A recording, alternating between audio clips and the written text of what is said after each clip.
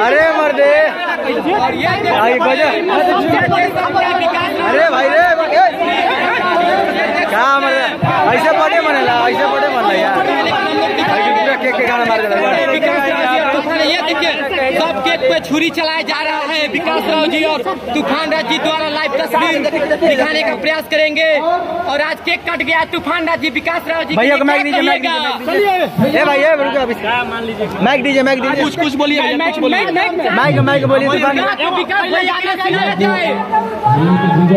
गाना सुनाइए भैया गाना सुनाइए। कोनो स्टार ना होगा भैया उनका सोना स्टार को कमरान स्टार लोगो दे देगा ताकि हम ये कोनो स्टार ना हो जाए। बस लोग सबके प्यार दुलार से हम सोचे नहीं जा हर समय कुछ नया तरह के प्रयास बिल्कुल स्टार से कोनो मतलब नहीं तो लोग के दिल में जगह बनावल मुश्किल चीज बटे लोग के दिल में स्टार कोनो बड़ा चीज ना होता है भाई खाते इतने दिन आज ये कहब कि जीवन के टुकड़ा का जन्मदिन बाटे ये जहां से देखा थे जरूर भाई खाते कुछ माई से विनती करी कि और आगे हमारे भूटाली को मजा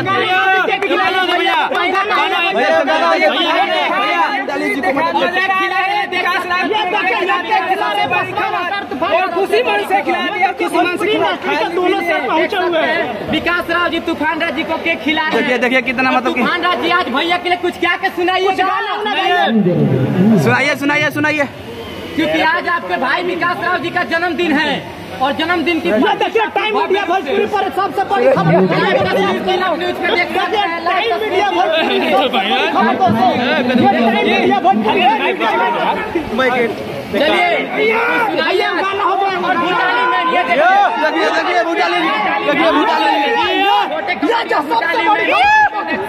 देख सकते हैं इस समय की सबसे बड़ी खबर दिव्य न्यूज पर।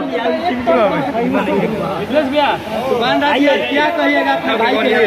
देखिए चमरान स्टार विकास राव जी का सबसे बड़ा साथ देने वाले देखिए मिथिलेश राव जी को केक खिला रहे हैं। सबसे बड़ी खबर है देख सकते हैं। मैकम बोलिए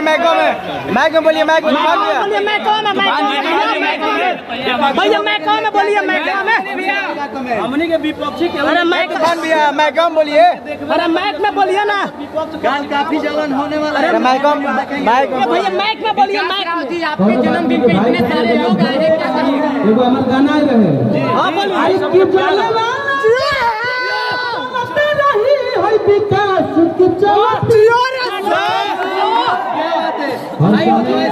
हर समय कुछ न कुछ आवाज आवे के प्रयास भाई के लिए बड़ा बहुत अच्छा लगा हम गाय बधाई वाला गाना हो जाए बधाई वाला गाना हो जाए। आज बधाई अगर घरे रहती जो हमने के तो माई बेटी बहन हमने के घरे कौन चीज गीत गावे पता कर कौन बोली हर की जुगु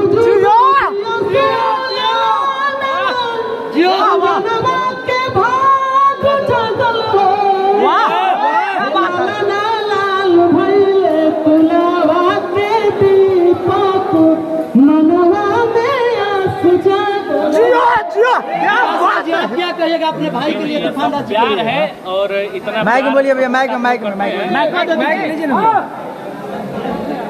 ये सबका प्यार है कि इतना छोटे भाई को इतना सारा प्यार सपोर्ट करते हैं। और आपने देखा ये माहौल कैसा बना हुआ है। ये माहौल बार बार नहीं मिलता है देखने को। भोजपुरी में एक अलग इतिहास रच दिए हैं आज दोनों भाई एक साथ होकर के। जी बहुत बड़ा इतिहास भी रचा जाएगा। सफर जारी है अभी। दो सत्य एक साथ मिल गई है जी। हटाल का होगा बहुत बड़ा प्रोजेक्ट आने वाला है।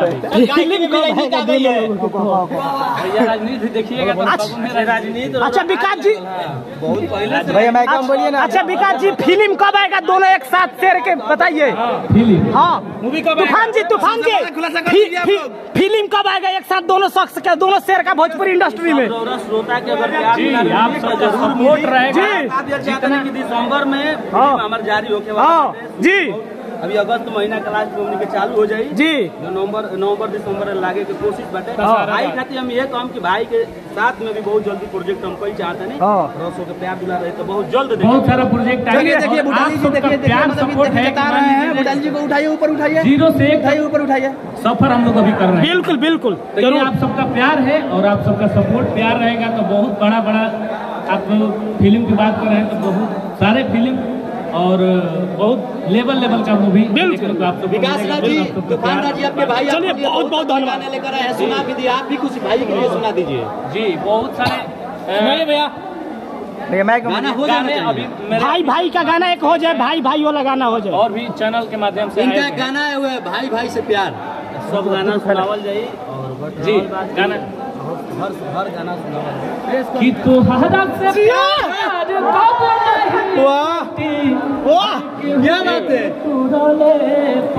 यो कि हमनी के यार बचपन के हानी वाह क्या क्या बात है कि हमर दुनिया जहान वाह कि हमर दुनिया जहान बसला कि बेहिया हमारे हो बेहा के तू ससवा भाई लोग तोरे परान बसला परान बसला और देख सकते हैं ये चलिए ये सबसे बड़ी खबर ये टाइम मीडिया भोजपुरी